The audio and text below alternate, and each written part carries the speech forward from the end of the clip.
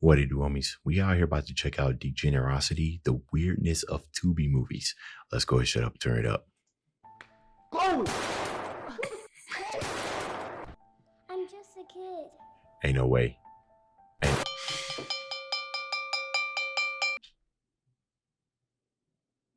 Movies. A magnificent visual art form that can show the riveting story of one's life or journey. They can display the harshness of someone's struggles and the beauty of someone's rise, conveying emotions that whenever I see them on screen, I can't help but feel the same way the character is feeling on screen. Not only that, they can introduce you to a new world that is entirely detached from our reality that I'm almost always engulfed in. I think that's a beautiful wonder about movies. They can spark out emotions from me that I just can't get from any other media. But what kind of deep emotions does movies like this spark for me? Hey, classic. Of course, Classic. just like with everything else in existence, there's a not so good counterpart to movies. And these counterparts could be found way easier nowadays since most blockbusters nowadays aren't really that good anymore. Like y'all making so many Thanks. superhero movies nowadays, when are you guys gonna make the Black Bomber superhero movie? I need that. I'll see that in theaters 3 times in a row. Now, what they need to do is Black Lightning. Is that still a TV show? I think they had like 3 seasons. What was I watching it on? I think Hulu, maybe. I hope they didn't cancel that. They need to bring that to the theaters. I usually don't like cheesy, like TV super, and it definitely had its cheesiness about it. Like I was watching Flash up to a point, and then the seasons fell off. It became too many. I tried to watch it again recently, and I was just like, it's just too cheesy. But yeah, they need to start bringing like some more stuff in there. But they follow a specific formula. I was watching The Critical Drinker. I don't know if you guys watch any of his channels and everything, and he makes some interesting points about the current state of movies. Superhero movie. I need that. I'll see that in theaters 3 times in a row. Y'all show my boy no respect, and yet y'all gonna produce the 18th billionth Fast and Furious movie. Ain't nobody wanna see that? And streaming services be producing half the slop we be consuming nowadays. You can find many of them on Netflix. There's a ton of banger movies on there. Facts, bugs like facts, bro. However, Ants is better. Man, I'm just speaking facts, bro. Ain't got none on Ants. After seeing it on TikTok from time and time again, it seems like there's a streaming service that is a gold mine for not only B movies, but low quality looking, $50 budget, filmed on a Motorola looking ass movies. Tubi. And when finding this out, my curiosity got the best of me. I needed to see this. And when I checked it out, I was not only amazed, but I was perplexed on how amazing these movies are. Some of these movies will make Martin Scorsese reconsider what true cinema is. And this bitch is sitting on my living room couch. You the only one with a key. What are you talking about? Tiffany the doll. Boy, I don't even know what you're talking about. I haven't been there in a week. Where the fuck did she go? Tubi, if you ain't know, is a streaming service. Hey, I'm gonna tell y'all this, bro. Hey, they know it's bad too. You got people who've been making movies for like decades, bro, who know how to produce a good movie and everything, but it's got its own style, it's got its own gem and everything. There's a certain, I mean, he gonna tell you it, but there's a certain to it that you just can't replicate. You know what I mean? I think one of the greatest B movies that I've seen was Hobo with a Shotgun. Fantastic movie. Service like the others, but unlike them, out of their original catalog, they have great works of arts like Bad Cat, Mary Finger Kill, and Shark Side of the Moon. You know, absolute classics that everybody knows. But outside the originals they produced, Tubi also has a big catalog of B movies. Not the jazz one, but low budget and indie movies. It has a whole bunch of films made by everyday people like you and me. Since anybody can make a movie nowadays. If you got a camera, you can make a movie. The thing is, a lot of these films don't look the best, or sound the best, or even make sense half the time, but that's okay. These people made and created a movie that they're so proud of that they released it to the public for all of us to watch. There's no better accomplishment than that. I'll be talking about one movie today, and that movie is titled Love Beat the Hell Out of Me. And today, I'll be going through and over these movies, just so you guys can... It do be the black soap opera movies, the drama ones that be the best too, man. You be sitting here and it ain't up to par, but for some reason, you just can't stop watching it. see a glimpse of what I saw of what Tubi has to offer. By the way, this ain't sponsored by Tubi. They ain't paying me jack to do this. But if a Tubi exec is watching this, my pockets are open. Just like how Ow! Alright, let's get this started. I gotta go to my BBL appointment later. So the movie I'll be talking about is Love Beat the Hell Out of Me. Now, I'm not sure this movie is trying to be a sequel or a remake to the 2000 movie with the same title starring the original War Machine, but honestly, my research ended there. I ain't watching both movies. The movie starts off to that original War Machine. Heck yeah, bro. Off with the beautifully done studio logos and title card with some MF Doom song playing in the background. I don't know, I've only heard them from TikTok. And right at the start, we get introduced to our two main characters. He look like my uncle. Doing it, okay. Why start off a movie with a sex scene? Why? You instantly make it awkward when I'm with my family. Anyways, our two characters, Renee and Antonio, are happily married. They got a kid and they're doing fine, I guess. Then we cut to Antonio's job at his office and he already acting like a demon.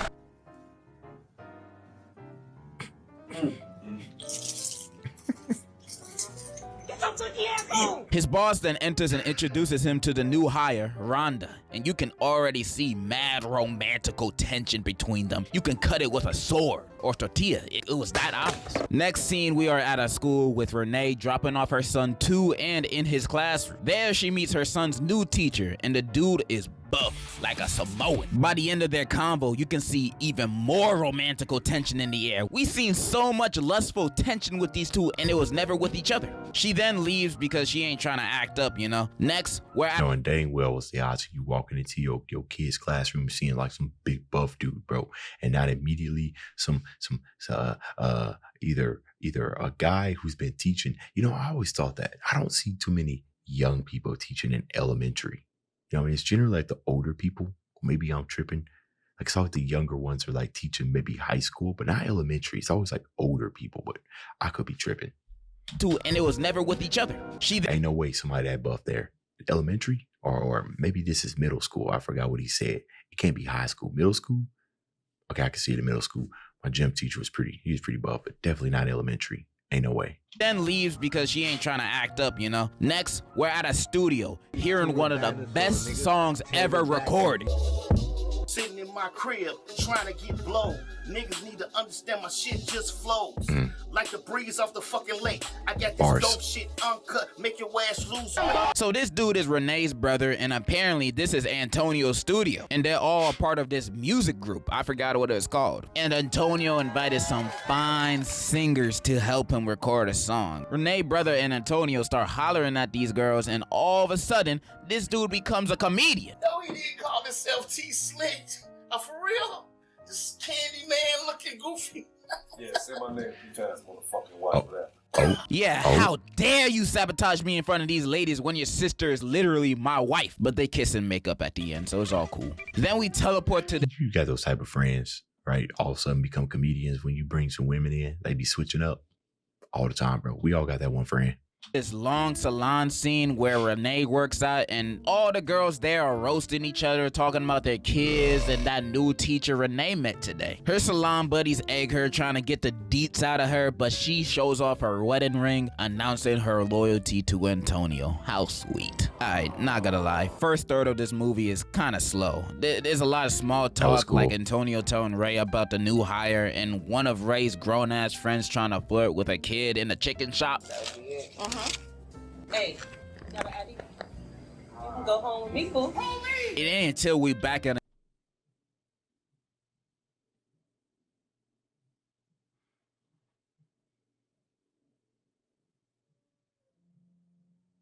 You know, I was just sitting here thinking about how many times I've seen that situation in my neighborhood.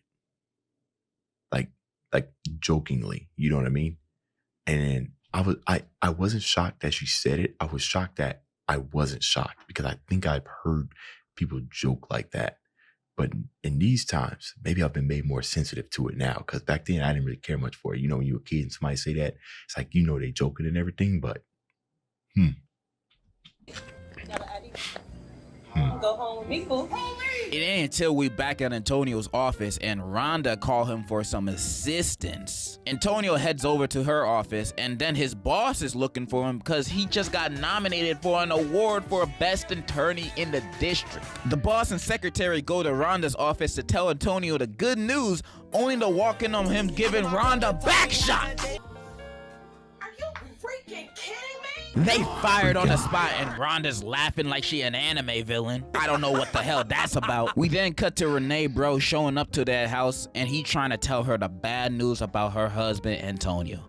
I have no idea how he knows, but like just deal with it. But then he does one of those long build-up explanations instead of just saying what the husband did. Just say he cheated. Your husband ain't the man you think he is. Then Antonio walks in last second right before an actual explanation, of course. I hate when characters do that in movies. Just spit it out. Spit it out already. Then we cut to Renee visiting Antonio's old job because she just wanted to see her husband, being a working and strong man. Only to find out this man hasn't been working there for 2 weeks. She obviously mad, but then the boss tells her the real reason why he got fired. Then she gets even more mad. You Miss Chambers. Renee, you job of everybody that work up in here. Your nosy ass secretary. Renee. We then cut to Antonio making music with that singer he met. You could have thought of something better. Over here trying to change the picture and everything. What you think you're doing, bro? Earlier. Then they start f***ing. Nah, I'm not gonna sugarcoat it. My guy really said, I already cheated once. I might as well do it again. Then Renee finally confronts him about his cheating, his job, and she is tired of his dishonesty. You need to calm down. Stop telling me to calm down. Who the fuck you think you talking? This man just starts going Chris Brown on her and starts chasing her with a gun like he John Wick in the most intense chase scene I've ever seen in a movie.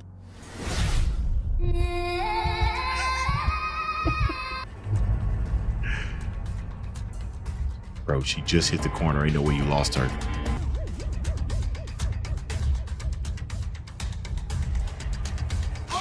She falls and he brings her back home and threatens her, saying, you better not leave me or I'm gonna go crazy.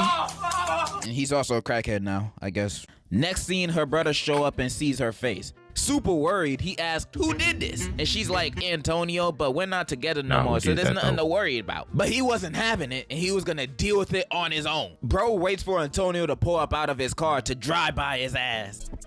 Hey, Antonio, you been beating on my sister? That's my walk. That's your business. It's my business. Take that fuck.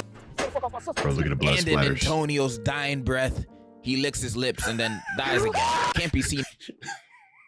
Hey, you can't be down with no chapped lips, bro. Cardinal sin.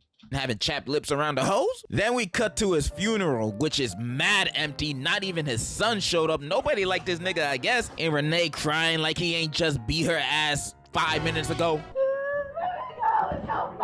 What did I do? Renee then goes to see Antonio's mother. When after seeing Renee's scars, she said she always feared this would happen to her. Turns out Tony's father was also a cheater and a beater. And Antonio got his bad habits from his daddy. She begs for Renee to leave Antonio, but Renee says she can't leave him because he threatened her.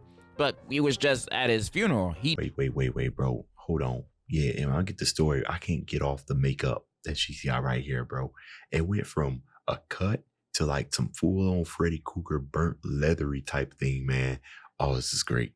Dead now, what are you gonna do? Slap you from the grave? Like, that's just ridiculous. Tony's mom then recommends her to at least leave the house while he's still there. And then she proceeds to think about her son's teacher that she spoke to for like 30 seconds. I didn't know you guys had that kind of relationship already. Anyways, we go to the next scene at night to the singer girl appearing to be catcalled by some random homeless dude. Only for him to be Antonio? I thought this man was dead. What the hell he doing back?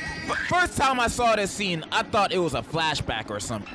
But nah, he's alive. He's alive. So what was that funeral about? Some Mr. Robot dream sequence or some shit? How is he not dead? I mean, from what I found out later on in the movie, he ain't from Wizards of Waverly Place. So how he came back to life? And the movie never explains this. He's just alive again and homeless now. My personal theory is that he has the same powers of Kenny from South Park, but that's just me. Anyways, he confronts the girl. Nah, they didn't explain it. That's wild. Dude just alive.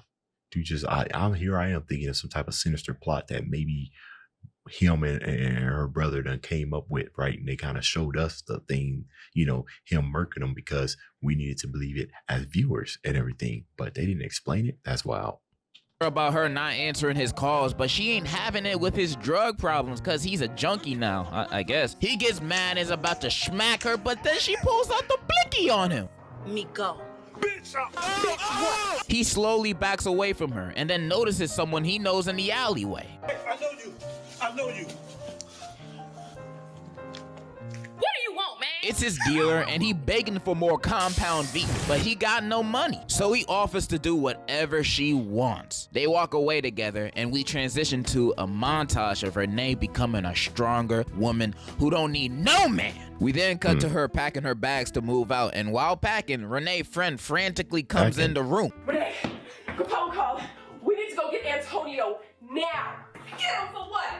Like I said, we need to go get Antonio. And she does one of those things where she don't explain why she has to do it. She just says, there's no time. Like, nah, you gotta explain why I need to save my abusive husband, cause I will never be in the mood for that. Renee eventually agrees to go, and as they looking around for him, they pull up to a trap house, and then her friend like, nah, let's just get out of here and call the police. This place ain't safe. But Renee's like, nah, he my husband. Nigga, you leaving him. Both of them go inside and Renee's friend starts tripping for good reason, saying again, this ain't safe because there's literal junkies walking around, and why we doing all this for him? Him! Then Renee says, that's supposed to be dead. I just need to know what he's been up to. No, what? He had a crack house. That's an obvious sign to know what he's been up to. Renee's friend is spitting wisdom while Renee herself is spitting dumbasser. Anyways, they find Tony and he acting like his usual self ever since he died. Antonio! Damn! Who the fuck coming in my crib? He start begging her to come back and Renee just staring at him for a little bit and she just says, let's get out of here. She's seen everything she needed to see. Then why the hell y'all here? What the hell you expected to look like? To him to be the kingpin of the house?